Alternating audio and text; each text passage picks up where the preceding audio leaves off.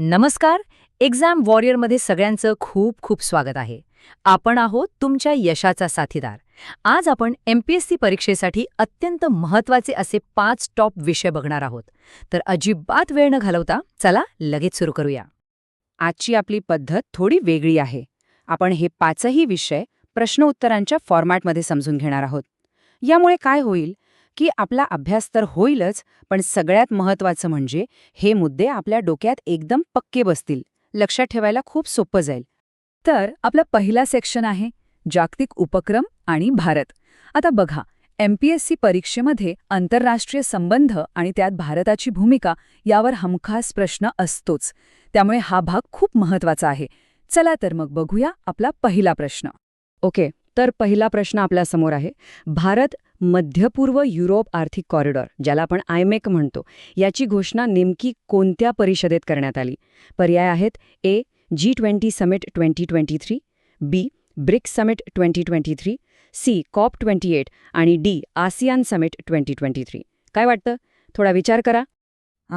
बरोबर, याचं योग्य उत्तर आहे पर्याय ए, G20 समिट 2023. ज्यांनी हे उत्तर ओळखलं त्यांचं अभिनंदन. बरं, आता फक्त उत्तर जाणून घेणं पुरेसं नाही, त्यामागचं महत्त्व समजून घेऊया.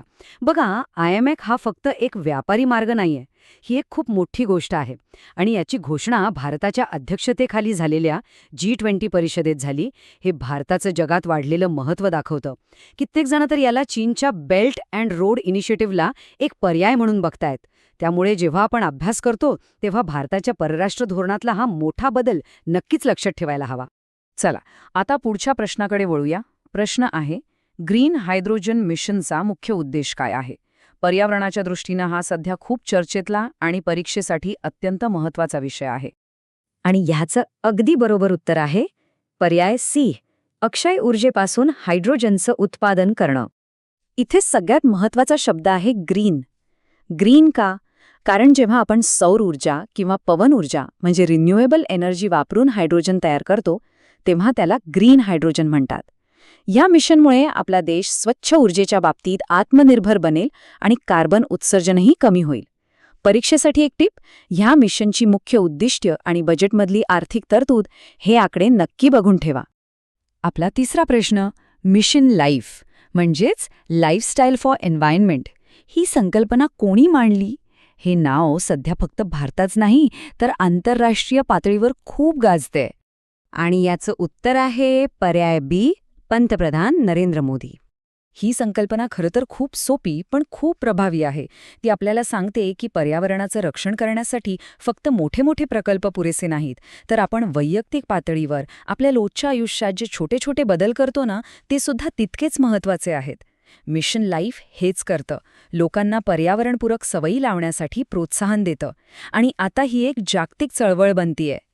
ओके, तर आता आपण आपल्या दुसऱ्या महत्त्वाच्या भागाकडे वळतोय, महत्त्वाचे जागतिक अहवाल. एक गोष्ट लक्षात ठेवा, एमपीएससी परीक्षेमध्ये या टॉपिकवर एकतरी प्रश्न हमखास असतोच. त्यामुळे इकडे जरा विशेष लक्ष द्या. ठीक आहे, तर प्रश्न क्रमांक 4, वर्ल्ड इकॉनॉमिक आउटलुक हा जो खूप महत्त्वाचा आर्थिक अहवाल आहे तो कोणती संस्था प्रकाशित करते? पर्याय आपल्यासमोर आहेत. आणि या प्रश्नाचं अचूक उत्तर आहे पर्याय बी, इंटरनॅशनल मॉनिटरी फंड म्हणजेच आंतरराष्ट्रीय नाणेनिधी, ज्याला आपण IMF असंही म्हणतो. हा अहवाल एमपीएससीच्या अर्थशास्त्र म्हणजे इकॉनॉमिक्सच्या पेपरसाठी प्रचंड महत्त्वाचा आहे. यामध्ये संपूर्ण जगाची आर्थिक परिस्थिती कशी आहे, वेगवेगळ्या देशांचे विकासदर काय आहेत, महागाई कुठे चालली आहे, या सगळ्याचं विश्लेषण असतं. त्यामुळे तयारी करताना एक काम नक्की करा, या रिपोर्टमधले भारताविषयीचे जे काही निष्कर्ष आणि आकडे आहेत त्यावर एकदा नजर नक्कीच टाका. आणि आता येतोय आजच्या आपल्या सत्रातला शेवटचा 5वा प्रश्न. ग्लोबल हंगर इंडेक्स 2023 मध्ये भारताची स्थिती कशी होती? हा सामाजिक विषयांवरचा एक अतिशय संवेदनशील आणि महत्त्वाचा प्रश्न आहे. याचं उत्तर आहे पर्याय सी, खालच्या स्तरात. बघा, या इंडेक्समधली भारताची स्थिती आपल्याला काय सांगते? ती सांगते की आपल्या देशात कुपोषण, मुलांचं आरोग्य आणि अन्न सुरक्षा या क्षेत्रांमध्ये आपल्याला अजून खूप काम करायचंय. आता परीक्षेच्या दृष्टिकोनातून हे कसे महत्वाचं आहे, तर या समस्यांवर मात करण्यासाठी सरकारने ज्या योजना सुरू केल्या आहेत, उदाहरणार्थ पोषण अभियान, त्या योजना आणि त्यांचे काय परिणाम झाले, याचा अभ्यास करणं खूप महत्वाचं ठरतं. तर हे होते आजचे आपले 5 महत्वाचे विषय आणि त्यावरचे प्रश्न. आता हे सगळं आपल्या डोक्यात फिट बसावं म्हणून चला एका मिनिटात एक फटाफट आढावा घेऊया, म्हणजे क्विक रिव्हिजन करूया. आज आपण काय काय शिकलो? 1. IMEC आणि G20 कनेक्शन. 2. ग्रीन हायड्रोजन मिशनचा मुख्य उद्देश. 3. मिशन लाईफ ही संकल्पना. 4. IMFचा वर्ल्ड इकॉनॉमिक आउटलुक रिपोर्ट. आणि 5. ग्लोबल हंगर इंडेक्समधली भारताची स्थिती. मला खात्री आहे हे 5ही मुद्दे आता आपल्या डोक्यात एकदम पक्के झाले असतील. तर ह्या सगळ्या चर्चेमधून एक गोष्ट अगदी सूर्यप्रकाशाइतकी स्पष्ट होते.